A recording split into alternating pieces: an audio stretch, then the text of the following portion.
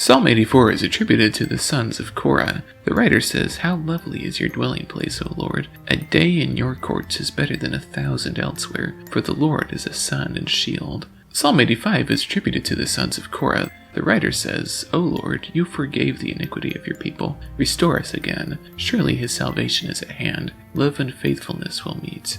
These verses may refer to the returning exiles and the hardships they experienced. Verse 12 suggests that a drought had ravaged the land, a possible reflection on the drought with which the Lord chastened his people during the time of Haggai. Psalm 86 is a Davidic psalm in which the writer prays, "Hear, O Lord, and answer me. Save your servant. You alone are God. I will glorify your name forever. Show me a sign of your favor."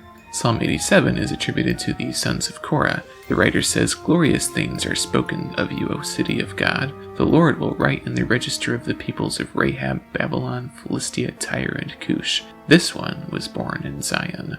Rahab here is a reference to Egypt. Elsewhere it applies to the mythical monster of the deep. See Job 9:13 and Psalm 89 9-10.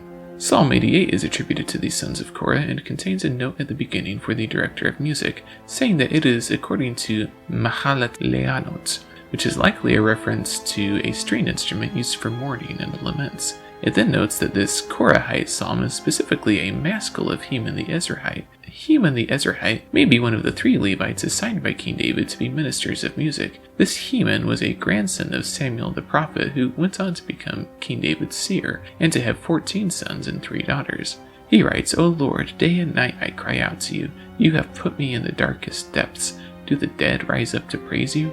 I am in despair."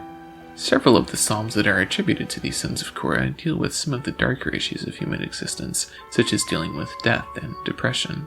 Psalm 89 is another maskil written either by or in the tradition of Ethan the Ezrahite. The writer says, "I will sing of the mercies of the Lord. You said, I will establish the throne of David forever. O Lord, where is your love of old?"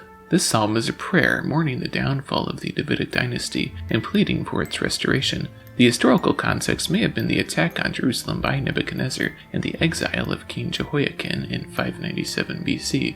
The imagery in these verses was borrowed from ancient Near Eastern myths of creation. Rahab was the mythical monster of the deep, probably another name for Leviathan.